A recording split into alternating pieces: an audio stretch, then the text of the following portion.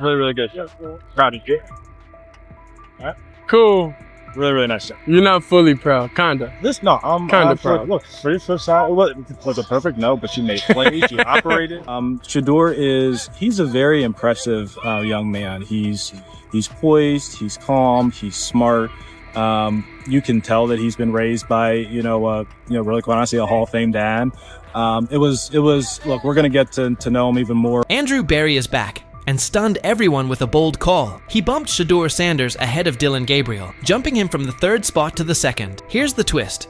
Berry is all in on Shedeur, and it's intentional. He was the one inside the Browns organization who pushed for Shedeur to join the team. We saw the signs in the preseason. Berry clearly wanted Shedeur Sanders to break through and succeed in the NFL. In regards to Shedeur and Theon's not going to interfere. Theon's not going to be calling the coach. Theon's not going to be commenting about Shedeur while he's in Colorado. Lou, I think there's a lot of just fake news out there. All spring, Andrew Berry zeroed in on Shedeur Sanders. His initial plan was to get him in the 1st or 2nd round. When the board didn't break that way, you could see the urgency. By round 5, Berry pushed the issue. He pressed the Haslams to greenlight the pick and bring Shedeur to Cleveland. His pitch covered more than arm talent and processing speed. He emphasized Shedeur's market presence and ability to lift the franchise's profile. That combination sealed it, and the Browns made the move. From there, Shedeur quickly became one of the team's most visible figures, which many around the league expected.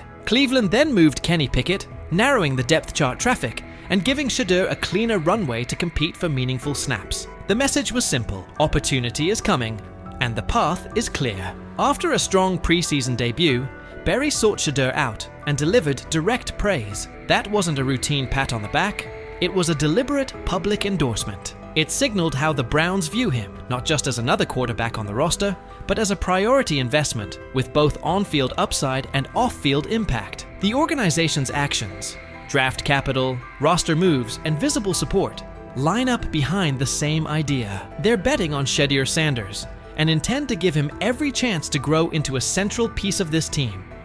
Really, really good. Proud of you. Alright. Cool.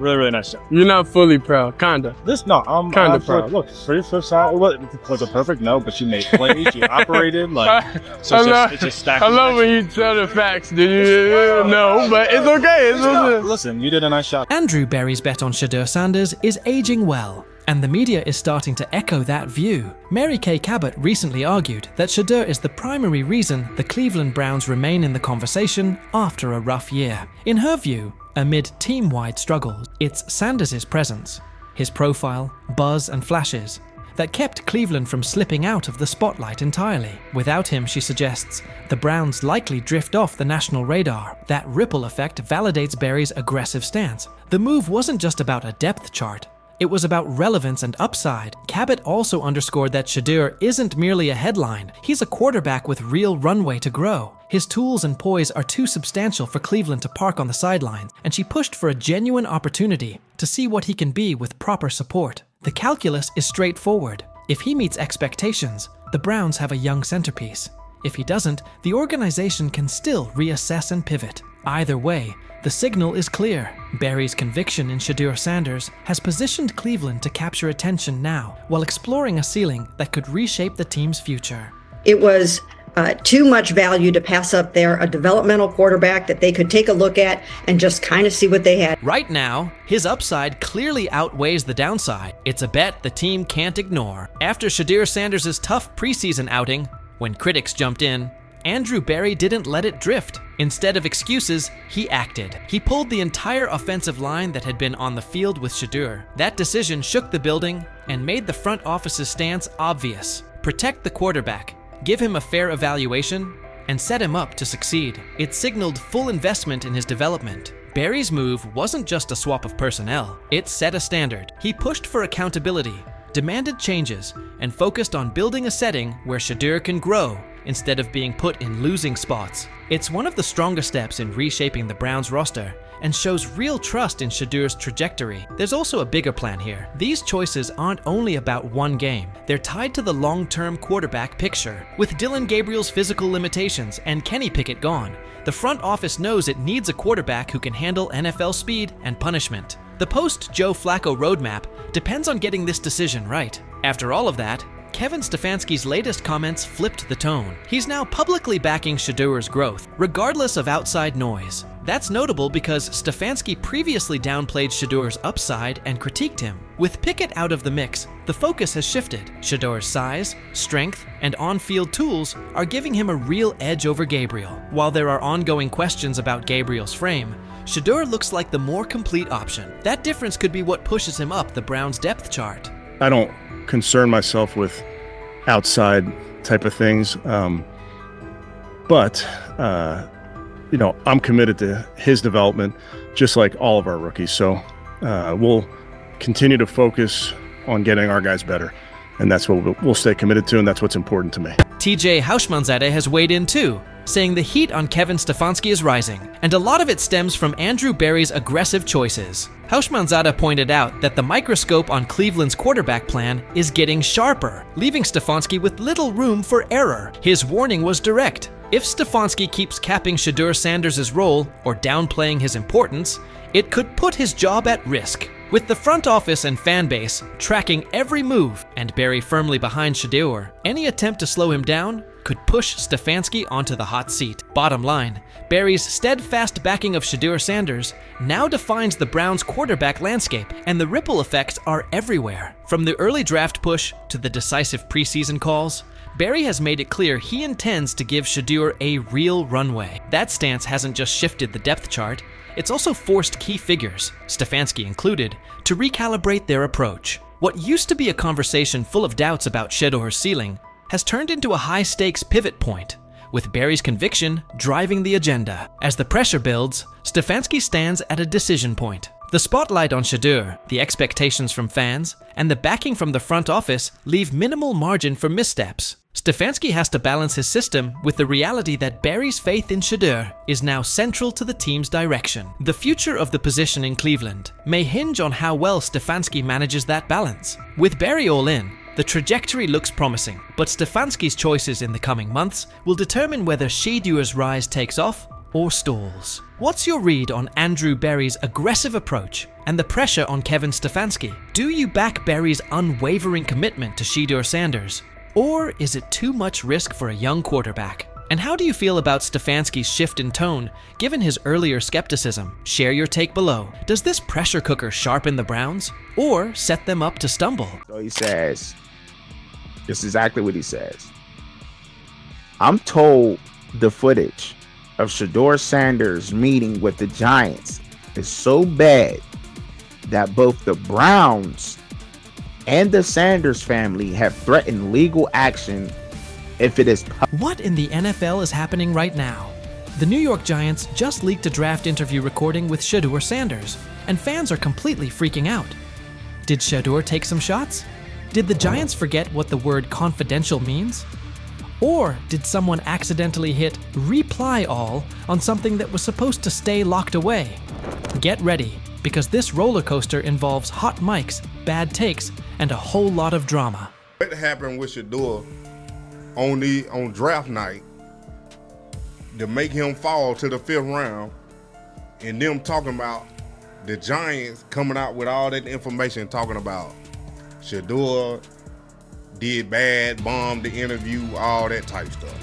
We all know my last video when I talked about the interview tape about Shedeur did not get a playbook.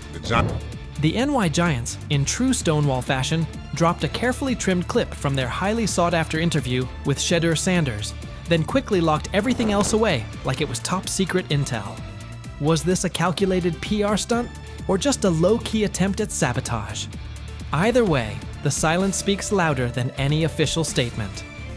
Fans aren't buying this half-baked version of transparency, and they're definitely not ready to just bench him and move on. Instead, they're demanding answers, calling out the organization for what feels like a planned smear job.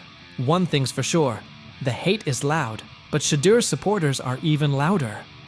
There was another team that he sat down with. What do you mean it didn't go well after that? So, he was pissed that they did that to him. They did that to him. He counter-confronted them. The same thing they do to every other quarterback prospect. They did that to him. They slide in a mistake to see if you catch it. Right. And so Because you're like, the quarterback. But he didn't take it as a correction. He took it as like he got it's pissed just off. yeah, and it's like so here's another one. So another one was, you know, he throws a bad interception, and you know, like it was a deep throw early in the game, and you know, he comes back and like, you know, like they go in the meeting, they show the interception. Let's just call it like it is. The Giants have perfected the tease. They've basically turned "we've got more, but we're not sharing it" into a comedy act, and the joke's on them. It's like they're standing center stage, booing themselves. Oh, you want more? Too bad. We're guarding it like Grandma's secret lasagna recipe. Congrats, Giants. You've officially become the talk of TikTok, X, and even Aunt Barbara's Facebook. Yep, the holy trinity of online outrage. This whole thing screams drama, screams petty, and definitely screams PR disaster in a fitted cap. Just release the full tape before fans start pulling up to headquarters with pitchforks. And popcorn. GM is getting fired. The GM, who was that nigga that Jaden Daniels. The GM is on film that the nigga's son, the nigga asked his son last draft, yo, who you think I should pick? His son like, yo, you need to get the Jaden Daniels nigga, B.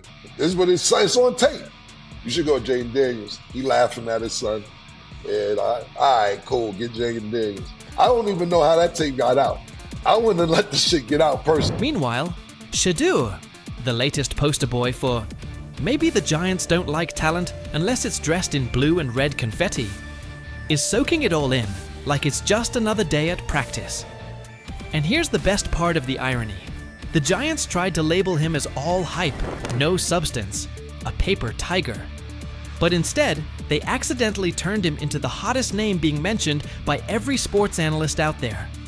They tried to bury the story, but somehow ended up stamping it in bold. It's the classic case of ignoring a trending conversation for so long that sure, people get annoyed, but at the same time, they keep your name alive better than your own PR team ever could. It's funny. New York Giants, where these tapes at? You hear me? Because if Shedeur Sanders was so unprofessional, y'all would have leaked the tapes for the whole world could see, right? Cause understand, it's a lot of he say, she say. But one thing I do know, as a young black man growing up in this world, being straightforward and not sugarcoat anything. Oh, this narrative is pure gold. Giants PR completely skipped subtlety and went straight to the "we don't like his dad" playbook. A move so awkward, it's like trying to dunk and ending up in a kiddie pool. You can almost picture them brainstorming it. Yeah, we're just not fans of QB families that aren't ours. Because nothing screams professionalism quite like having zero self-awareness. And the fan reactions? Absolutely priceless. That one little clip was all it took to set the internet on fire. Keyboards everywhere started lighting up. People are asking, why hide the good stuff? What are you trying to cover up? If there's really nothing to hide, why not just drop the full thing? And spoiler alert, they weren't whispering. Social media exploded faster than a New York City grill on Memorial Day weekend. Them out. Another moment. What they do during the film and the combine and the meetings is teams will install mistakes intentionally planted in the install, and they want you to catch them. Shedeur didn't, and when a coach called him out, once again, it didn't sit well. It's like, bro, there's not many teams needing quarterbacks, especially since Pittsburgh appears to have a deal with Aaron Rodgers and Tennessee's getting Cam Ward. So you're down to the Giants, who are not in. And that brings us to the next tasty slice of irony.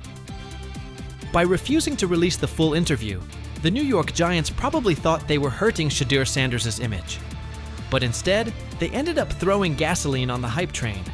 Rather than shutting things down, they made him look like the kid who grabbed the last cookie and somehow got blamed for taking the whole jar. Only difference? This kid's got cameras on him 24/7, and he's handling the heat like a seasoned pro. Now, every move he makes is being broken down, every throw studied like it's a presidential debate. Fans are calling it what it is. They've lied on Shedeur. Some say the Giants just don't like his dad. And honestly, that might be true. Maybe this whole thing was just a cheap shot at Deion Sanders by extension. But here's the plot twist. The harder they try to drag him down, the more interesting his story gets. The Giants accidentally turned Shedeur into a walking headline, a controversy in cleats. They tried planting doubt, but all they really did was create buzz. He's no longer just a top draft pick. He's now a symbol of resilience, a narrative goldmine, and living proof that real talent doesn't fold under pressure. It levels up. And at this point, even if the Giants wanted to, there's no turning off the spotlight. Okay, so probably the most fun yet the most difficult thing I cover and we cover all year long is not games. It's the NFL draft. Because I've said this many times, you get lied to for a month to 2 months up to it. And so often during the draft, and every few drafts, there's a guy that really falls, precipitously falls. This year it was Shedeur Sanders, it's been Aaron Rodgers, it's been Dan Marino. Every few years somebody falls a lot. And so, but those stories don't come out until like the fall and after. Let's not overlook the fact that the hate is so strong, you could bottle it up and sell it as radioactive cologne. You can practically watch it leaking out of Giants HQ like toxic sludge straight out of a bad superhero origin story. But here's the twist. Maybe that's their superpower. Maybe the New York Giants really believe they're cooking up some secret formula, a cocktail of manipulation and media spin. But here's the thing. Every bit of shade they throw at Shedeur Sanders only makes his story bigger. Every time they try to box him in as some overhyped diva or question his character, they accidentally hand him another viral moment. And now, he's the underdog hero rising through the smoke. Let's be real. This isn't just about football anymore. This is about narratives, control, and how the establishment absolutely loses it when they're no longer holding the pen. And the real kicker? They still won't release the full interview. You've got NFL fans, media heads, and entire Reddit threads all chanting, "Drop the tape." Like it's some long-lost Beatles album. Meanwhile, the Giants are just sitting there, staring into the void like nobody saw this mess coming. Now, I don't know if it ever gonna get leaked or not. The tapes, the New York Giants have the tape. They definitely have the tape. It's confirmation that they have the tape. Shedeur didn't do nothing. It's what they saying he did. I'm gonna tell you what these mixed reaction right here.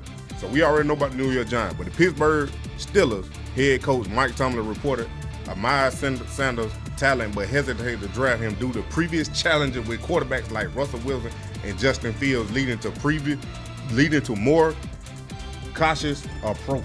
Las Vegas Raiders. Sanders met with Raiders at the NFL Scouting Combine and expressed enthusiasm about potentially joining the team. His familiarity with the West Coast offense and quick release was noted positive, though concerns about his ceiling. Number 2 role still up for grabs. Are you guys still competing for that number 2 role? Number 2 role? Like number 2 string quarterback. The back. Oh, yeah. Honestly, bro, I really don't look into that. I don't care. Whenever it's time for me to get out there and play, I'm going to play. Adversity, things is going to knock you down sometimes, but the main thing about it is you just got to push through it. There's a lot of people in this world that's going through stuff, but, I'm playing for a lot more than just me. Yes. And will he kind of be the backup? Joe will start the game. Dylan will play second. Shedeur will play third. Shedeur Sanders is done with the chatter.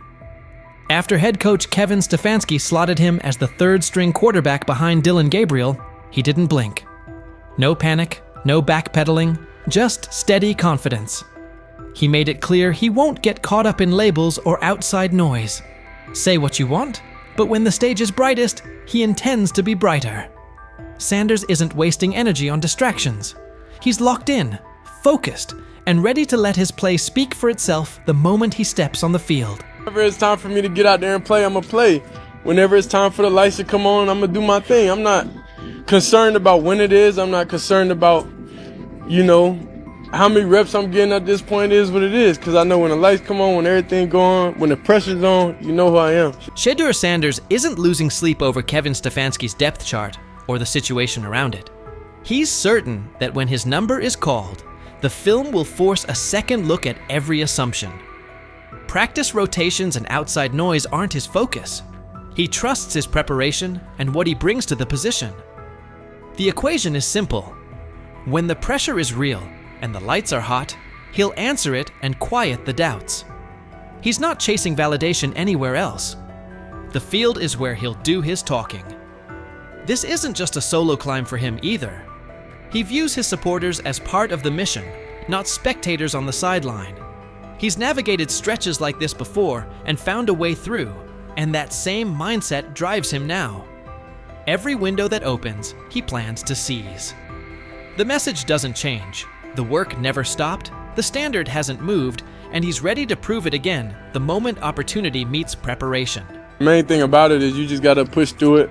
There's a lot of people in this world that's going through stuff, but I'm playing for a lot more than just me, so regardless of pain, that's always how I've been, even in college, so in high school and everything from when I was young. Regardless of physically, if I don't feel my best, I still gotta go out there and execute with no excuses. Since landing in Cleveland, Shedeur Sanders says his perspective has shifted.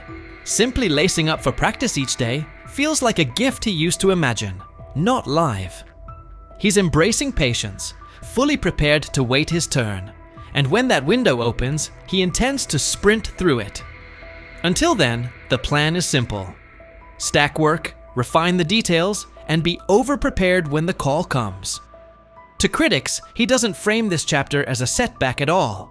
It's the runway. This is time to tighten footwork, sharpen reads, and stay mentally locked in for what's next. He's clear that when the moment arrives, he'll put the whole toolkit on display and let the tape answer the questions. The focus hasn't wavered, the workload hasn't eased, and the standard hasn't moved.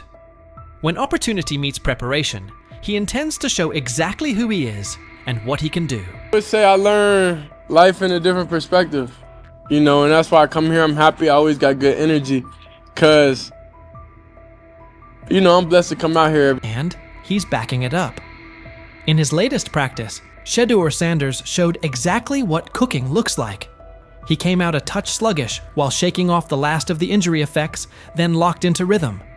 By the end, one throw stole the entire session, an eye-catching rip that reminded everyone he's trending back to full form. That single play said more than a soundbite ever could. It wasn't just 6 points. It was a snapshot of poise, placement, and field vision. The way he worked through the look, trusted his mechanics, and delivered on time matched the confidence he's been voicing. It was the kind of ball that makes coaches pause, teammates lean in, and critics pump the brakes. Sanders addressed Dylan Gabriel's recent comments with calm and maturity. Even after Gabriel clarified they weren't aimed directly at him, Shedeur said he didn't spend a second dwelling on it. He believes God gives him the steadiness to stay grounded and avoid reacting to every headline. The noise is irrelevant. His focus stays the same. Whatever's said, so be it. Still, his posture told you he understood the subtext. He carried himself like someone who knew the message had him in mind, and he turned it into quiet fuel. The composure wasn't about pretending nothing happened. It was about showing he's bigger than the back and forth. He knows the real answer won't come from a podium. It'll come when he steps between the lines and lets the tape speak. Honestly, I don't even think about nothing. I don't think about anything. If it's not words or anything, at this point, it can't do anything to me. I know, the God put the ability and the power within me to not even think about nobody else's comments, not care. It is what it is. I spoke with him. He said, nah, bro, that wasn't. He said, that wasn't. He told me on the plane. He came up. He was like, nah, bro, that wasn't at you. I see how they trying to spin. I'm like, oh, all right. I'm not tripping, regardless of whatever it was. He's right to ignore most of it. Not every take deserves oxygen. There will always be bandwagon critics who pile on when things look rough and pivot the second momentum flips. The same voices throwing shots now will rush to celebrate him once he delivers. And you can bet Colin Cowherd will be near the front of that line. He's been all in on the skepticism around Shedeur Sanders lately, using every opening to question him. Cowherd praised Kevin Stefanski for elevating Dillon Gabriel to quarterback 2 and sliding Shedeur to 3rd, calling it the smart, low-risk move and proof of Stefanski's top-tier instincts. But it's hard to miss how quickly Cowherd writes Shedeur off, as if he's eager to see a miss before the kid gets a fair runway. Cowherd didn't stop there. He mocked Shedeur and his supporters, pointing out that several franchises were searching for starters and many more needed steady backups, and none chose him. He hammered the draft optics too. Dillon Gabriel in the 3rd round versus Shedeur in the 5th, framing that as the league's verdict. In his telling, the message is already settled. Shedeur's backers may have shrugged at that before, but, as Cowherd puts it, the numbers make the case. And many of us believe Jimmy Haslam, the owner of the Browns, is the one that nudged the front office into drafting him. So the Browns drafted Dillon Gabriel 2 rounds before. So you can run to your Reddit board and dogpound.com and say it's a conspiracy, but the whole league told you he's a 5th-round quarterback. And the Browns are telling you, Kevin Stefanski, who won 11 games in 2023 with nonsense in a division with the Ravens, in the AFC. Shedeur Sanders' time in Cleveland is turning into a story of resilience, focus, and quiet resolve. Even as the 3rd-string quarterback behind Dillon Gabriel, he hasn't let rankings or outside opinions throw him off course. From day one, he's kept his eyes on the bigger picture, steady growth, daily preparation, and being ready the second his opportunity arrives. Every critique is fuel, not a verdict, and he's using it to sharpen his game. His recent work on the field backs that up. Coming off injury, he settled in quickly and found his rhythm, capping practice with a pinpoint touchdown that stood out as the day's highlight. The timing, placement, and poise on that throw reflected the same confidence he's been preaching, reading the look, trusting his mechanics, and executing cleanly. It's the kind of rep that gets a coach's attention, earns teammates' trust, and makes skeptics pause. Sanders' maturity shows in how he handles chatter from teammates, rivals, and the media. Whether responding to Dillon Gabriel's comments or brushing off negative noise, he stays grounded, crediting faith and focus for keeping him steady. He knows the talk is part of the job, and he's committed to letting the film speak louder than any quote. Meanwhile, critics like Colin Cowherd have leaned into the doubts, pointing to draft status, Gabriel in the 3rd round, Shedeur in the 5th, and the lack of immediate interest from teams as proof the league has already made up its mind. Sanders isn't letting that define him. He understands success isn't about early labels. It's about persistence, preparation, and performance when it counts. As he keeps stacking work and embracing each rep, it's clear he's preparing for the moment his potential becomes undeniable. The road may be tough, but his discipline and mindset suggest he's more than capable of rising above doubt and making his mark in the NFL.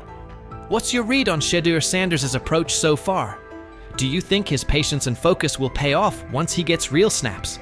And how much do takes like Colin Cowherd's actually impact a young quarterback? Do they hinder, or do they add fuel?